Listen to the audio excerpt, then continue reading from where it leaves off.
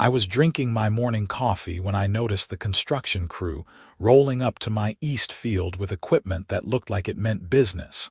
And something told me this was going to be one hell of a ride. My name is Samuel Vance, and I own 120 acres of prime land just outside Asheville, North Carolina. The property had been in my family for 3 generations, passed down from my grandfather who bought it back in the 50s when land was still affordable. Most of it was forested, but I had about 15 acres of cleared land that I used for various projects. I ran a small landscaping business from my home office, which gave me the freedom to keep an eye on my property throughout the day. That particular morning in late March, I watched as 3 pickup trucks and a small excavator made their way down what they apparently thought was a public access road. Problem was, that road cut right through my property. I stood on my back porch, coffee mug in hand, wondering what kind of confusion had led to this little convoy ending up on my land. I decided to wait before confronting them. Something about the confident way they were setting up made me curious. They weren't acting like people who were lost or uncertain. They moved with purpose, unloading equipment and starting to mark off areas with bright orange spray paint. About 20 minutes later, a silver SUV pulled up, and out stepped exactly what I expected. A middle-aged woman with that particular haircut that screamed authority complex. You know the one, short in the back, angled toward the front, with blonde highlights that probably cost more than my monthly grocery bill. She wore white capri pants despite the morning chill and a bright pink blazer that hurt to look at directly. I watched as she directed the crew with animated hand gestures, pointing to different areas of my cleared field. She held a clipboard and kept referencing what looked like architectural plans. The crew nodded along, clearly used to following her instructions. That's when I pulled out my phone and started recording. I had a feeling I was going to need documentation of whatever was about to unfold. By noon, they had marked off a large rectangular area, roughly 40 by 60 feet.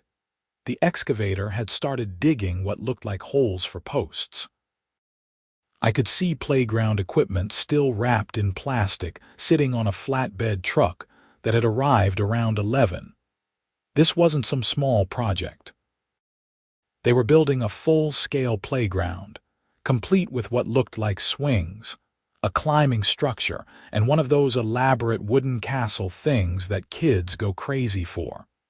I made myself lunch and continued watching. The woman in pink, who I mentally dubbed Pink Lady, had been joined by 2 other women. One was tall and thin, wearing yoga pants and a fleece jacket, her dark hair pulled back in a severe ponytail. The other was shorter and rounder, with curly red hair and an expression that suggested she questioned everything Pink Lady said but went along with it anyway. They stood in a little cluster, occasionally pointing and nodding. I could hear fragments of their conversation when the wind blew right. Perfect location, Pink Lady was saying. Right in the center of the community space. Community space. That's what she called my private property. This was getting interesting. I spent the afternoon doing some research. I pulled up the county property records online and confirmed what I already knew. The 15 acres they were building on was definitely, without question, my land.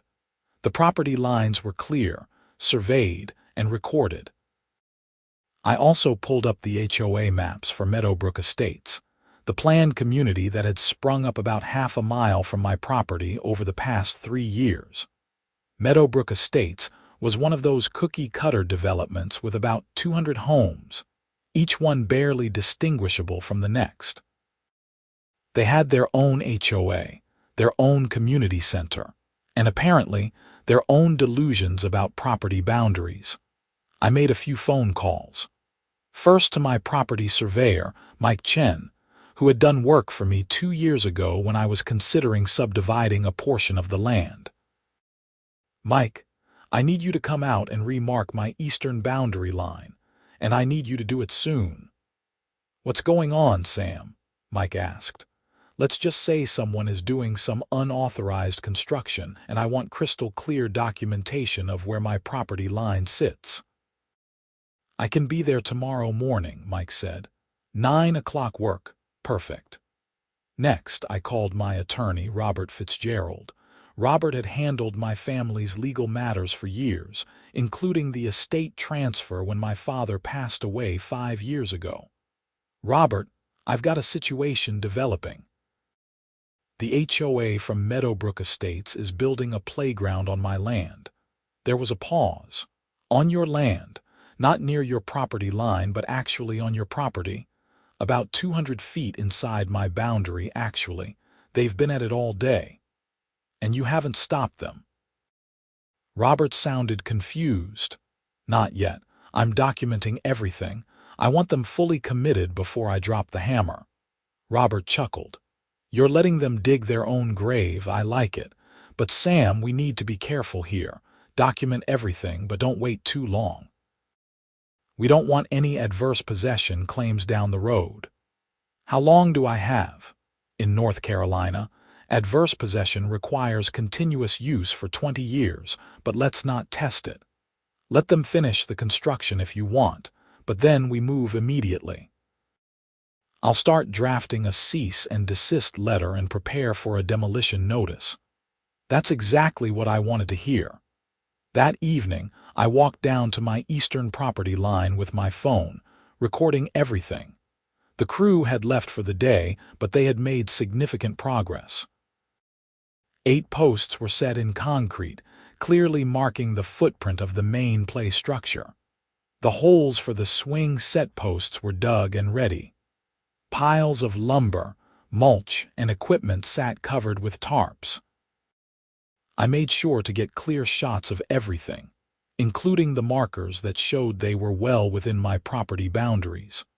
I also photographed the tire tracks and the path they had created driving across my land. The next morning, Mike arrived right at 9 with his equipment.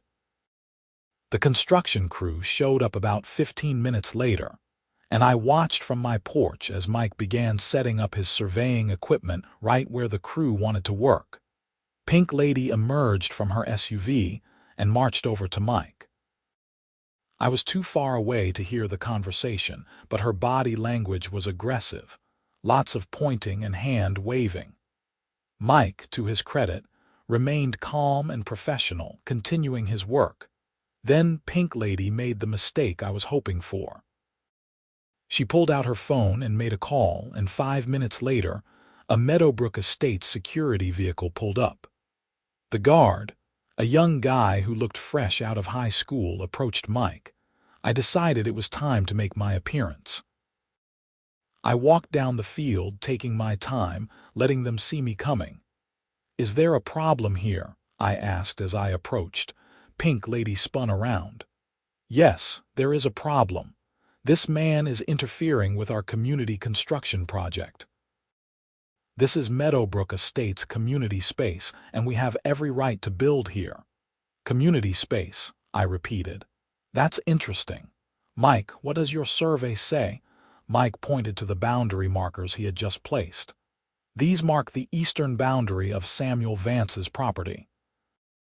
Everything west of this line, including the entire construction area, is private property owned by Mr. Vance." Pink Lady's face went through several color changes. "That's impossible. The HOA board reviewed the plans thoroughly. This is designated community space in our development." "I don't know what your plans say, madam, but this is my land. Has been my land for generations. County records are crystal clear on this." The tall, thin woman stepped forward. "I'm Janet, the HOA vice president. There must be some mistake. Our president, Patricia here," she gestured to Pink Lady, "hired a professional surveyor to identify the perfect spot for our community playground." "Patricia," I said, addressing Pink Lady directly. "Did your surveyor happen to check county property records?" Patricia's eyes narrowed. Of course he did. He assured us this was within the development's common areas. Then I suggest you get your money back because he was wrong. Mike here is a licensed surveyor. His measurements don't lie. The security guard looked increasingly uncomfortable.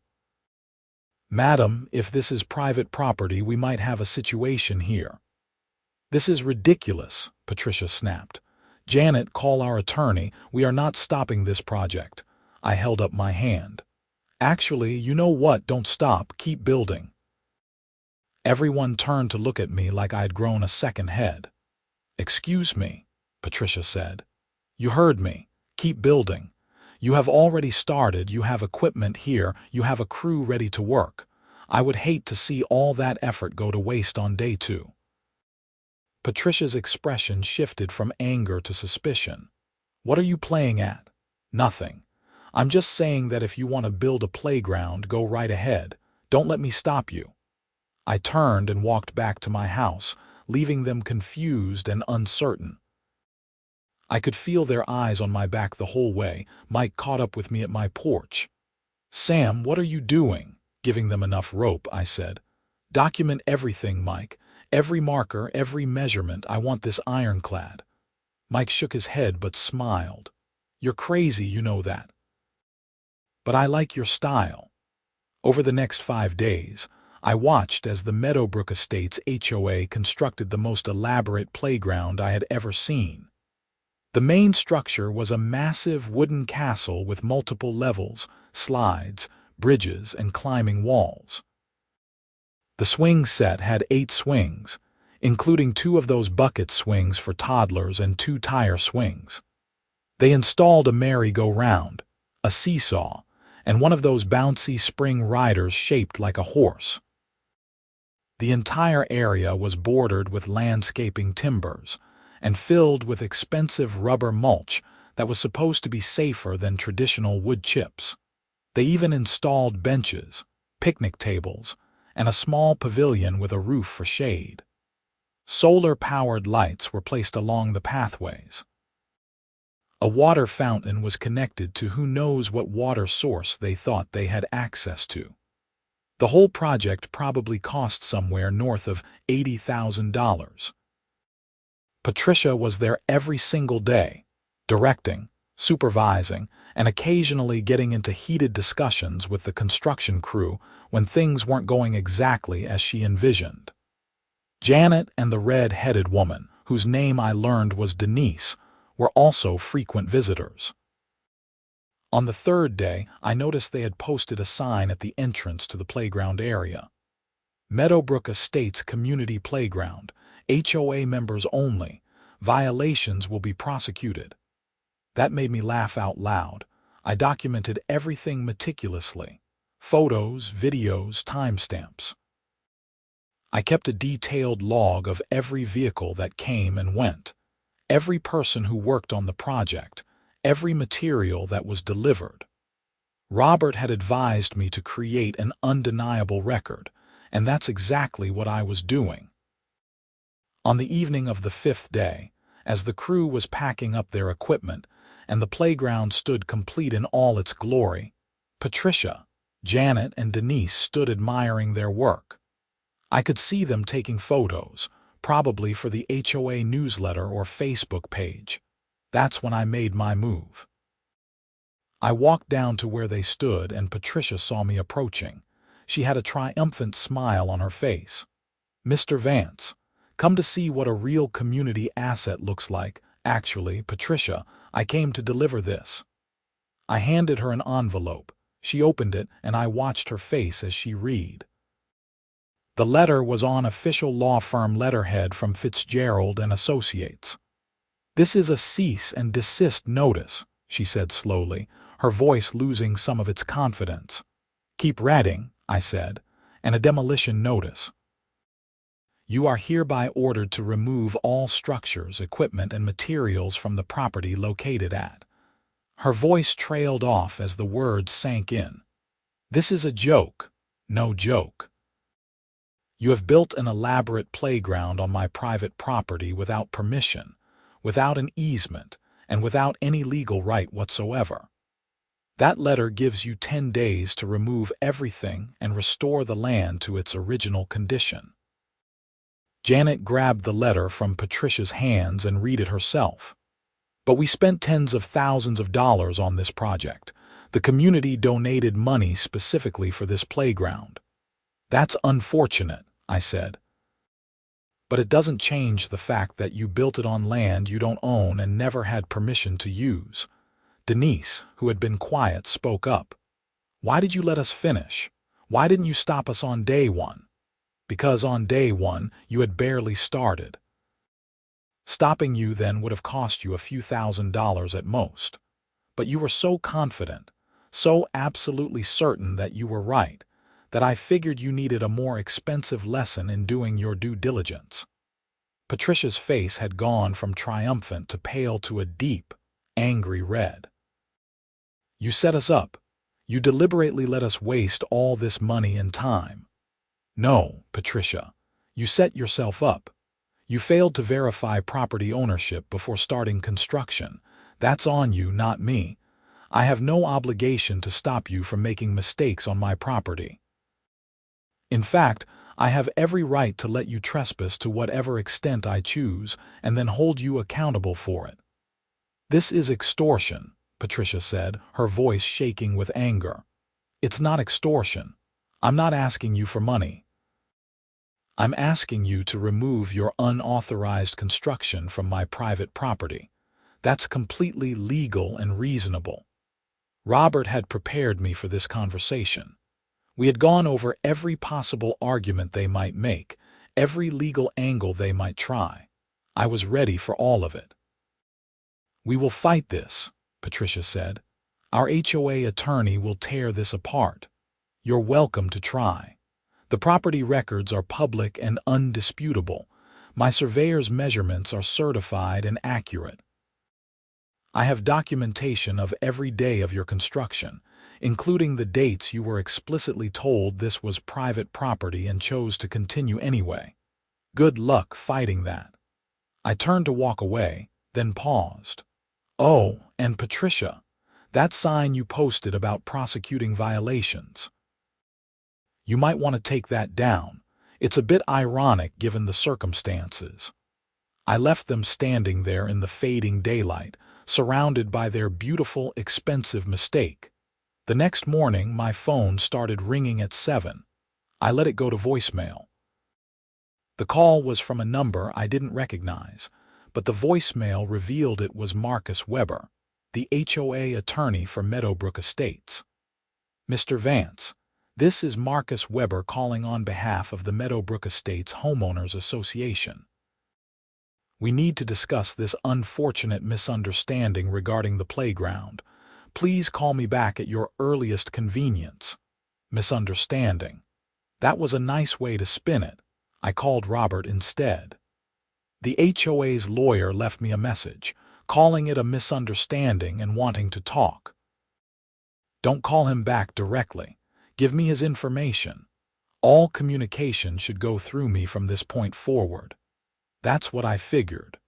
Also, you should know that the HOA posted a sign claiming the playground as HOA property and threatening to prosecute violations. I have photos of it. Robert laughed. They just keep digging deeper. That's actually helpful for us. It shows intentional appropriation of your land, not just a careless mistake. Over the next few days, the situation escalated in exactly the ways Robert had predicted. Marcus Weber sent a formal letter arguing that my failure to immediately stop the construction constituted implied permission. Robert demolished that argument with case law showing that property owners have no obligation to prevent trespassing as it occurs, and that silence does not equal consent. The HOA then argued that the playground was now a permanent improvement to the land, and that removing it would constitute waste. Robert countered that the HOA had created the situation through their own negligence, and that they had no legal basis to claim the improvements should remain. Meanwhile, word had spread through Meadowbrook Estates about the situation. I started receiving phone calls and emails from residents. Some were angry, accusing me of being a greedy landowner trying to steal their community playground. Others were confused, asking if there was any way to work out a compromise. A few were actually sympathetic, recognizing that their HOA had screwed up badly. One email in particular stood out. It was from a woman named Olivia Owens, who lived in Meadowbrook Estates with her 2 young children. Mr. Vance, I understand you are legally in the right regarding the playground situation. As a mother of 2 kids who were really excited about the new playground, I'm disappointed, but I don't blame you. I blame our HOA board for not doing their homework. Patricia has been pushing through projects without proper oversight for months now, and this is just the latest example. Several of us are planning to attend the next HOA meeting to demand accountability. I thought you should know. I appreciated her reasonable approach and wrote back thanking her for understanding the situation. The 10-day deadline came and went with no action from the HOA. On day 11, Robert filed a formal complaint in civil court seeking an injunction requiring immediate removal of the structures and seeking compensation for damages, including the cost of land restoration. That's when things got interesting. 2 days after we filed, I woke up to find the playground area surrounded by people. At least 40 residents from Meadowbrook Estates had formed a human chain around the playground. They held signs with messages like "Save our playground" and "Kids deserve better," and "Corporate greed stops here." The last one made me laugh because I was about as far from a corporation as you could get. I was a guy who ran a small landscaping business from his family property. Local news crews had shown up.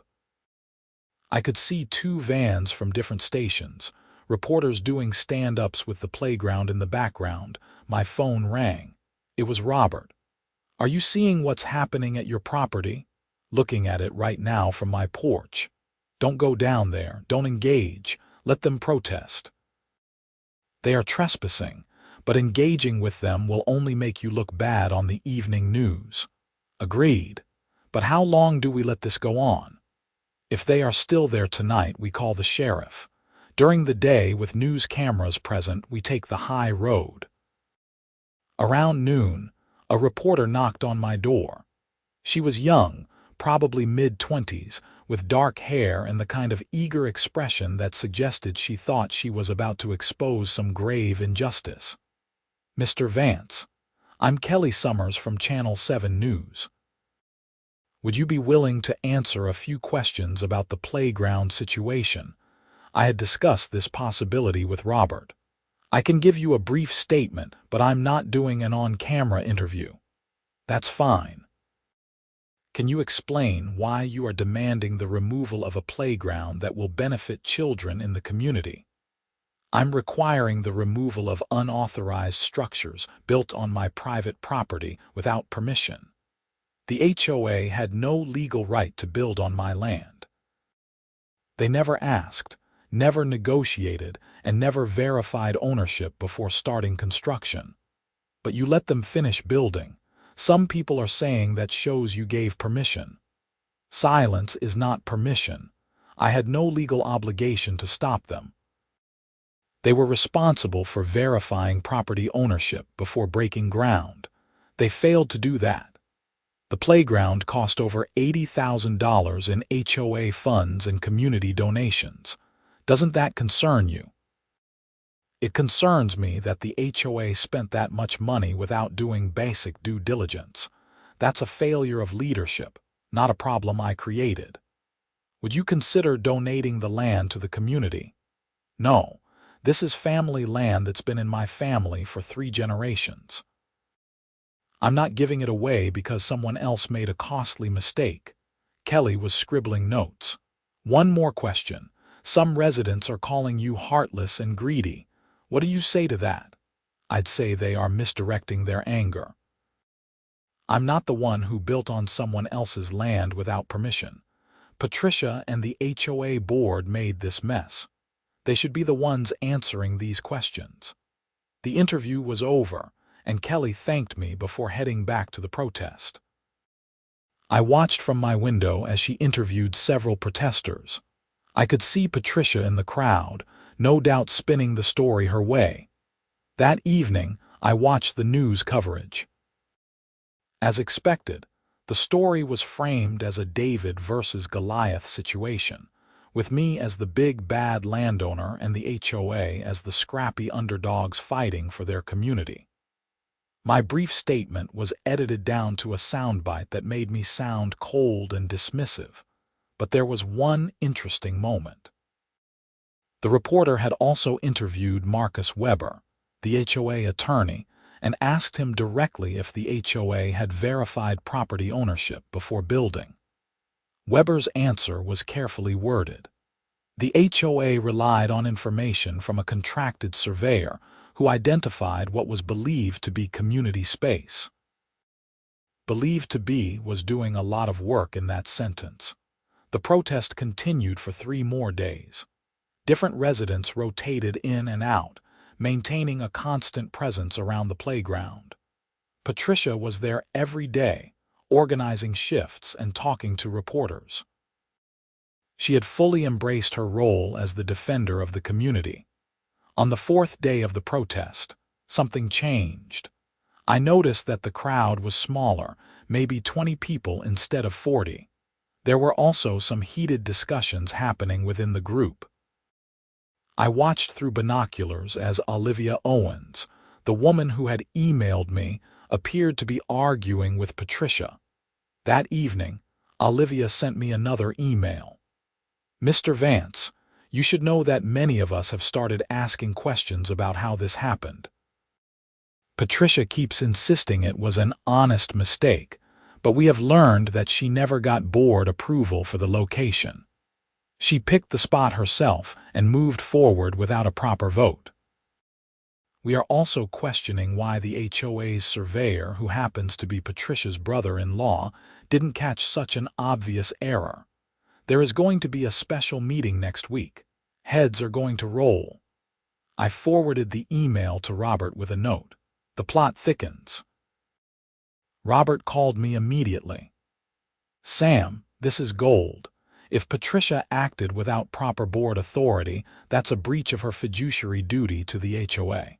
And if she used a relative for the survey work without disclosing the conflict of interest, that's even worse.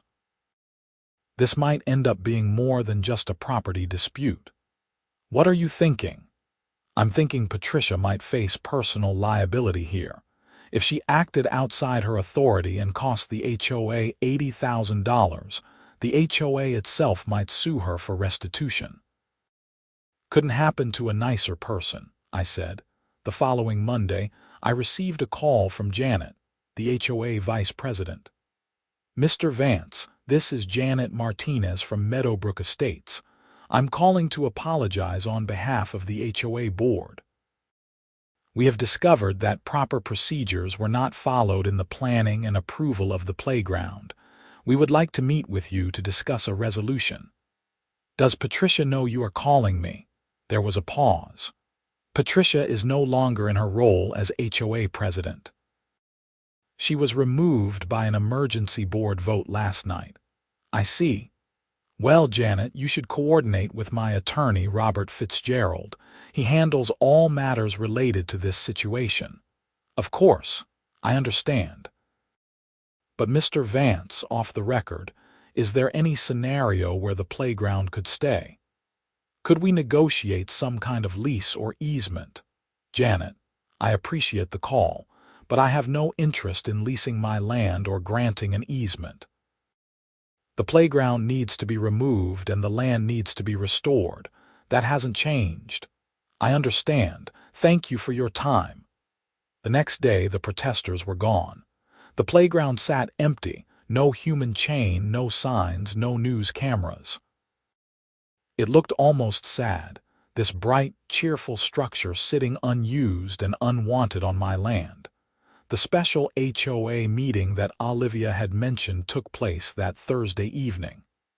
I didn't attend, but Olivia sent me a summary afterward.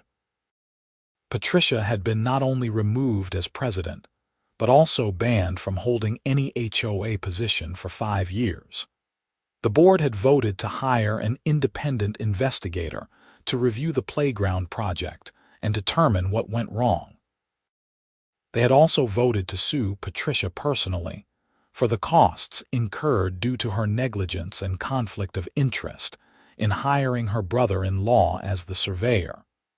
The HOA formally accepted responsibility for the mess and agreed to remove the playground within 30 days.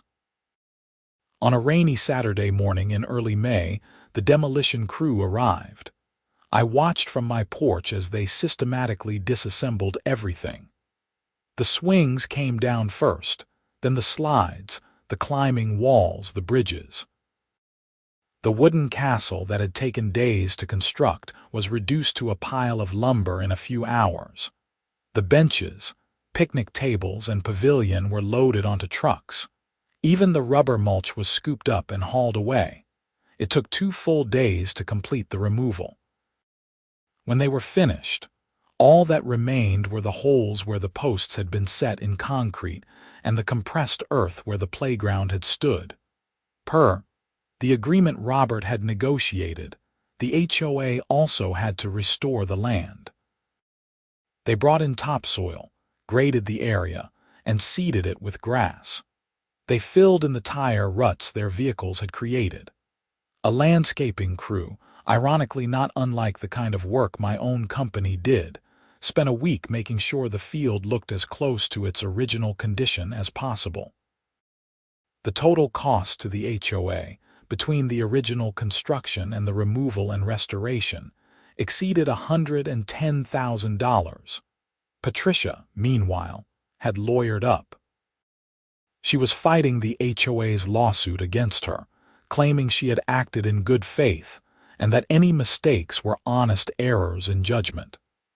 The case was ongoing, but from what I heard through the grapevine, she was not winning the sympathy of anyone involved. One afternoon in mid-May, after the restoration was complete, I was surprised to get a visitor. Patricia pulled up my driveway in her silver SUV. I met her on my porch, curious about what could possibly bring her here. She looked different than she had during the construction phase. The confident, aggressive woman I had first encountered was gone. She looked tired, older, and defeated. "Mr. Vance," she said, "I know I'm probably the last person you want to see, but I needed to come here and say something. I'm listening. I was wrong about everything. I didn't verify the property lines because I was so sure I was right. I hired my brother-in-law because I thought I could save the HOA money, not because I was trying to hide anything. And when you tried to tell me there was a problem, I was too stubborn to listen." That's quite an admission. I'm being sued by my own HOA. I'm probably going to lose my house paying for this. My husband is furious with me. My reputation in the community is destroyed. I just wanted you to know that I understand now. I understand that I did this to myself. I leaned against the porch railing. "Patricia, can I ask you something? What made you so certain you were right? Even after my surveyor showed you the property lines, even after I explicitly told you this was my land, you kept building." Why? She was quiet for a long moment. Pride, stubbornness. I had convinced everyone this was going to be the best playground in the county. I had people donating money, volunteering time. When you challenged me, all I could think about was how embarrassing it would be if I was wrong. So I convinced myself I wasn't wrong. I doubled down instead of doing what I should have done, which was stop and verify. That's an expensive lesson, the most expensive of my life. She looked out at the field where the playground had stood. "For what it's worth, I hope you understand I wasn't trying to steal your land. I genuinely thought it was community space. I believe you, but genuine mistakes can still have serious consequences." "I know. Anyway, I just wanted to apologize face to face. You had no reason to grant me that, but I appreciate you listening." She left, and I never saw her again. I heard later that she and her husband ended up selling their house in Meadowbrook Estates and moving to a different part of North Carolina. The lawsuit between her and the HOA was eventually settled out of court for an undisclosed amount. In June, I received a formal letter from Janet, now the HOA president, confirming that all work was complete and requesting a final inspection to verify the land had been properly restored. I walked the property with Mike, my surveyor, and we both agreed the HOA had done a thorough job.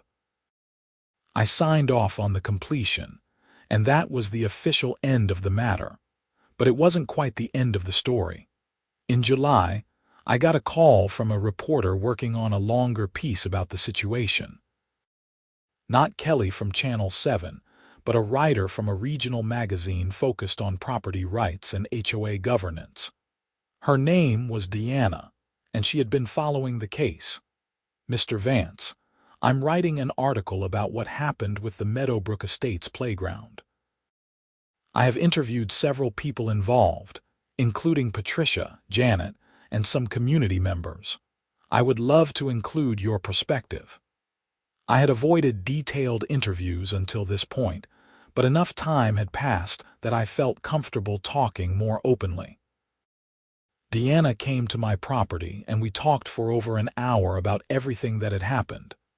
"You have any regrets about how you handled the situation?" she asked. "Not really. I protected my property rights in a legal and appropriate way. Could I have stopped them sooner? Sure. But I wasn't obligated to, and frankly, the HOA needed to learn a lesson about accountability. Some people say you were cruel, letting them finish just to make the financial impact worse. Those people are free to think what they want. The financial impact was a direct result of the HOA's decisions, not mine. Every day they continued building, they had the option to stop and verify ownership. They chose not to. What about the kids who were excited about the playground? Do you feel any sympathy for them? Of course I do. But that's not my responsibility. The HOA could have built the playground in an appropriate location from the start. They could have built it in the actual community space that they owned within their development. The fact that kids were disappointed is unfortunate, but it's a consequence of the HOA's failure, not something I caused. The article came out in September and was surprisingly balanced. Deanna presented both sides of the story and let readers draw their own conclusions. She included quotes from Olivia about the lack of oversight within the HOA. She included quotes from Patricia acknowledging her mistakes, and she included my perspective on property rights and personal responsibility. The comments section online was predictably divided. Some people called me a hero for standing up to HOA overreach. Others called me a villain for prioritizing land over children's happiness. Most people fell somewhere in between, acknowledging it was a complicated situation with no easy answers. What surprised me most was the number of similar stories people shared in the comments. Apparently, HOA property disputes were more common than I had realized. People shared experiences of HOAs trying to fine them for violations that weren't actually in their CC and RTCS, HOAs foreclosing on homes over trivial debts, and HOAs claiming authority they didn't legally possess. In October, I was contacted by a lawyer representing a different HOA in a different state. They had a similar boundary dispute and wanted to know if I would be willing to serve as an expert witness. I declined, not wanting to make a career out of this, but it showed me how much attention the case had generated in legal circles. That same month, the North Carolina legislature introduced a bill requiring HOAs to carry insurance specifically for property disputes, and requiring independent verification of property boundaries before any construction on claimed common areas. The bill explicitly referenced the Meadowbrook Estates case. I don't know if it ever passed, but it was interesting to see the situation contributing to potential policy changes. By November, life had largely returned to normal. The field where the playground had stood was now covered in healthy grass. You couldn't tell anything had ever been there unless you knew where to look. My landscaping business was doing well. I had picked up several new clients in the Asheville area, ironically including 2 residents from Meadowbrook Estates who appreciated the way I had handled the situation.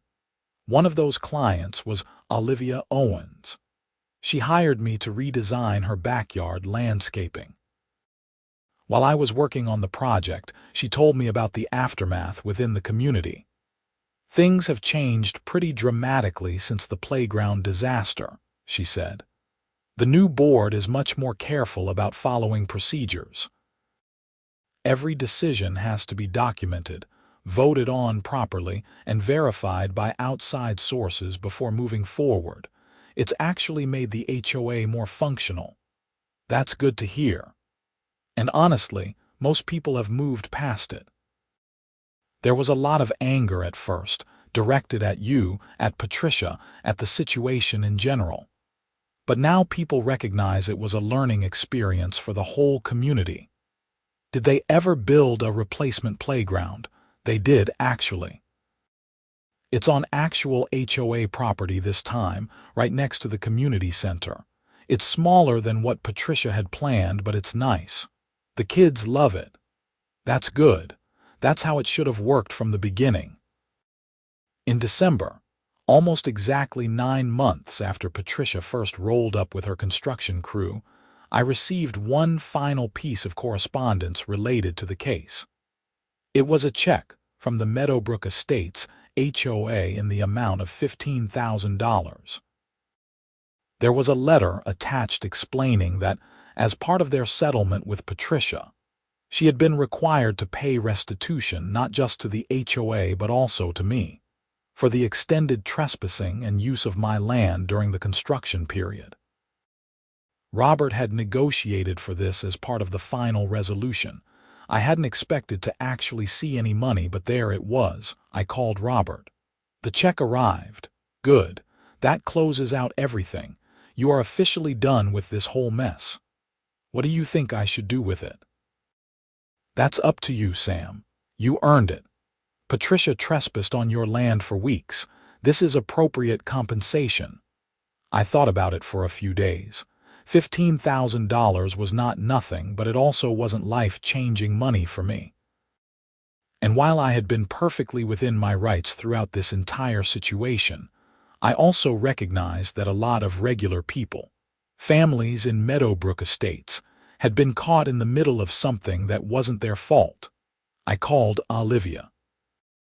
Do you know if the HOA has any outstanding debt from the playground situation? Actually, yes. We had to take out a loan to cover the removal and restoration costs. We are paying it back over 3 years. Why do you ask? I received a settlement check. I want to donate it to the HOA to help pay down that loan. Sam, you don't have to do that. I know, but it feels right. The community members didn't do anything wrong. They shouldn't have to bear the financial burden any more than necessary. There was a long pause. That's incredibly generous. Are you sure? I'm sure. Can you help me set it up? 2 weeks later, I attended an HOA board meeting, my first and only visit to the Meadowbrook Estates Community Center. Janet, as president, accepted the check on behalf of the HOA. I gave a brief statement explaining that while I had been firm about protecting my property rights, I had no ill will toward the community members who had been caught up in the situation. The room was packed with residents, and the reaction was mixed. Some people applauded. Others looked skeptical, probably wondering if this was some kind of publicity stunt. A few people thanked me personally as I was leaving, but one moment stood out. A young girl, maybe 7 or 8 years old, came up to me with her mother. "Are you the man with the playground?" she asked. I knelt down to her level. I'm the man who owned the land where someone tried to build a playground, yes. My mom said you made them take it away. That's true. They built it on my land without asking, so I had them remove it. She thought about this. That makes sense. My brother built a fort in my room once without asking, and I made him take it away too. I laughed. Exactly. Same principle. Her mother smiled. We just wanted to say thank you for the donation. It means a lot. As I drove home that evening, I reflected on the entire experience. It had started with a simple case of HOA overreach and property rights violation. It had escalated into protests, lawsuits, and community drama. But in the end, justice had been served, lessons had been learned, and life had moved on. I never regretted letting them finish the playground before dropping the demolition notice. Some people thought it was cruel, but I saw it as necessary. If I had stopped them on day one, Patricia would have blamed me for ruining their project. She would have painted me as the unreasonable neighbor who couldn't tolerate a playground near his property. By letting them finish, by giving them every opportunity to verify what they were doing, I forced them to confront their own failure to do due diligence. The lesson was expensive, but it was effective. The eastern field on my property grew back beautifully. By spring, you couldn't tell anything had happened there. I sometimes walked through it in the evenings, imagining the playground that briefly stood there. It would have been a nice playground. In a different location, on land the HOA actually owned, it would have been perfect. But it wasn't their land. It was mine. And that mattered. One thing I learned from the whole experience was the importance of standing firm on matters of principle, even when it made you unpopular. I could have been the nice guy. I could have let them keep the playground, maybe even donated the land. People would have called me generous and kind. But I also would have set a precedent that property rights don't really matter, that someone could use your land without permission as long as their intentions were good. That's not a world I want to live in. Property rights are foundational to our society. They protect individuals from government overreach and private encroachment. They give people security in what they own and control. Once you start making exceptions, once you start saying that property rights can be ignored for good reasons, you open the door to all kinds of abuse. Patricia learned that lesson the hard way. She thought her good intentions, her vision of a community playground for children, justified cutting corners on basic due diligence.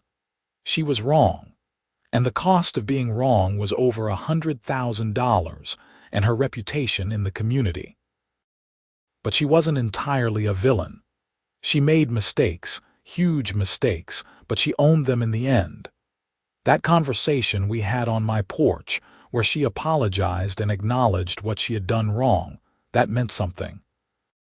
It didn't change the facts of what happened, but it showed she was capable of growth and self-reflection. The Meadowbrook Estates community also learned and grew from the experience. Their new procedures and oversight mechanisms made them a stronger, more functional HOA. They built their replacement playground the right way, on land they actually owned, with proper planning and approvals. The kids got their playground in the end, just not in the location Patricia had originally chosen, and me. I learned that sometimes the right thing to do is also the unpopular thing. I learned that documentation is everything in legal disputes. I learned that letting people finish digging their own holes can be more effective than trying to stop them early. And I learned that you can stand firm on principle while still showing grace and generosity when the dust settles. The $15,000 donation wasn't about making people like me. It was about recognizing that, while Patricia had been wrong, the community members were innocent bystanders who shouldn't have to carry the full financial burden of her mistakes. Helping them pay down the loan was the right thing to do, separate from the property dispute itself. Today, more than a year after construction crews first rolled onto my eastern field, life is completely normal. I run my landscaping business. I maintain my property. I occasionally see residents from Meadowbrook Estates, and our interactions are polite and professional. The whole playground saga has faded into local history, occasionally mentioned but no longer controversial. I still own every acre of my 120 acres. The property lines are exactly where they have always been. No playground, no encroachment, no ambiguity. My grandfather would be proud that I protected what he built, that I didn't let it be taken or diminished through someone else's carelessness. And that eastern field, it's just a field again. Green grass, open space, peaceful and quiet. Exactly as it should be. Sometimes, on summer evenings, I sit on my back porch with a beer and look out at that field. I think about the playground that briefly existed there, the swings and slides and climbing castle. I think about Patricia and her expensive lesson. I think about the protesters and the news cameras and the whole dramatic mess. And then I think about how good it feels to be sitting here, on my porch, on my land, with everything exactly as it should be. Property rights protected, justice served, lessons learned. That's worth more than any playground could ever be.